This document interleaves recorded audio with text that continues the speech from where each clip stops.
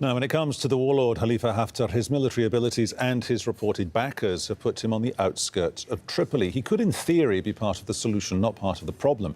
But his presence outside the capital did cause the UN to cancel, albeit temporarily, they say, a big peace conference. Let's talk now to Andreas Krieg. He is assistant professor in the Defence Studies Department at King's College London. Andreas Krieg, should we accept his narrative about him? No, I think there's a huge problem here, and as you point out, this is a war over narratives, which is mostly about perception. And Haftar has been selling himself as a strongman, someone who can actually unite the country and unite the different militias and basically bring some sort of unity for this country in his fight, what he calls terrorism. Both of these myths are myths and they need to be debunked. On the one hand, he is obviously quite strong, but he's not strong enough to control the country. What he's done, he's basically co-opted all these different militia groups that he now calls the Libyan National Army.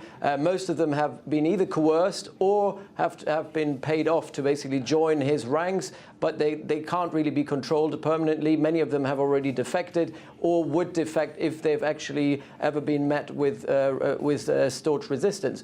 And on the other hand, the issue that he's basically selling himself as a counter-terrorist who's fighting Islamism also doesn't really make sense, because again, it's a myth, because many of the people in his ranks are very radical Salafist groups that he's operating with. The issue, though, is his narrative of being strong is has only really worked in the east of the country, where even there he needed 4 years to control Benghazi. Now that he's in the west of Libya, he's actually for the very first time confronted with very fierce fighting, particularly now that some of the groups of Misrata have risen up and joined the fight in Tripoli to defend the government of the UN-backed government.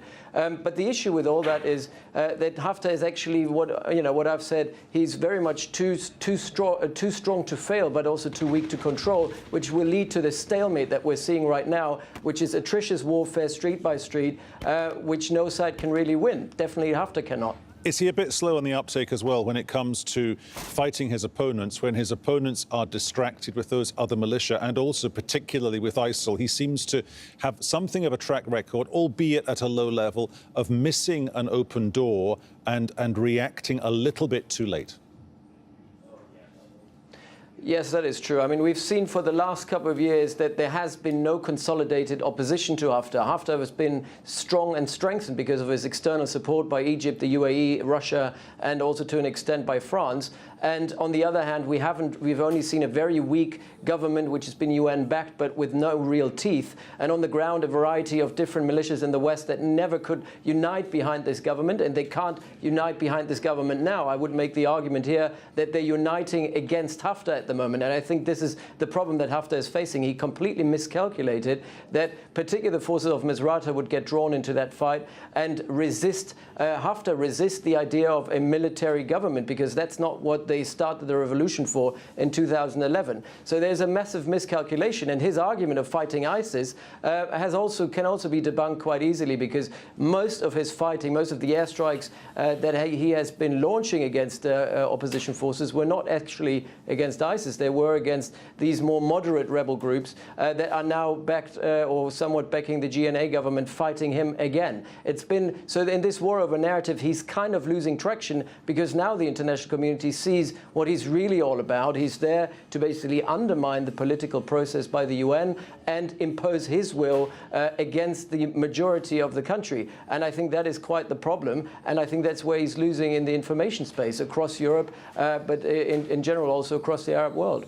Can he continue to, or does he have the ability, in your mind, to continue balancing this axis that we're basically getting reports about today, saying, you know, when he was in Riyadh, he's got an open door there, he's got a warm welcome, and Saudi Arabia has been stumping up the cash basically so that he can, you know, we've run the pictures on this channel. You get those incredibly strong aerial shots of columns of his military on the road outside Tripoli. Yes, absolutely.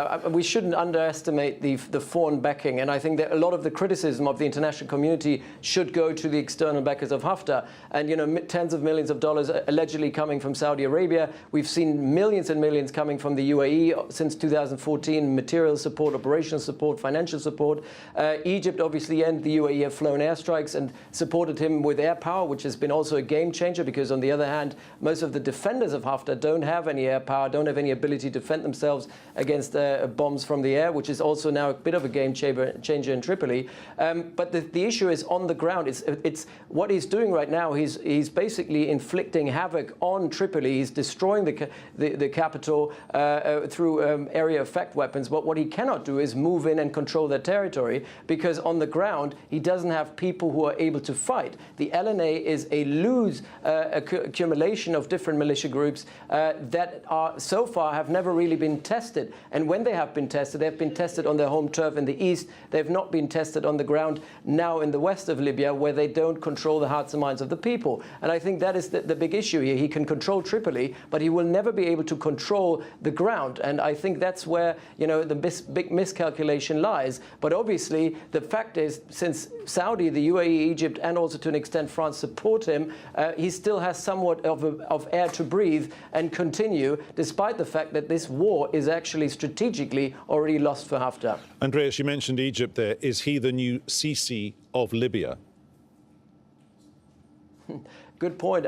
Yes, I think to an extent, I think the UAE grand strategy for Northern Africa, particularly in Libya, has been to impose and install another military rule kind of governments following the Sisi model, basically having a strongman that controls the civilian sphere. They don't want a strongman such as Haftar, who has control over the arms but is controlled by a civilian government. And I think that is the issue here. We've seen from the negotiations at the UN that the UAE has opposed any strong civilian government that could control Haftar. They want Haftar, you know, that could to control the state. So in a bit, you want a military without a state. You don't really want a state with a military, and I think that's quite of the problem here, because Haftar as another Sisi would be completely unacceptable for the majority of Libyans. Incredibly interesting final point to draw our conversation to a close. Andreas, as ever, we appreciate your insight. Thank you so much. Thank you.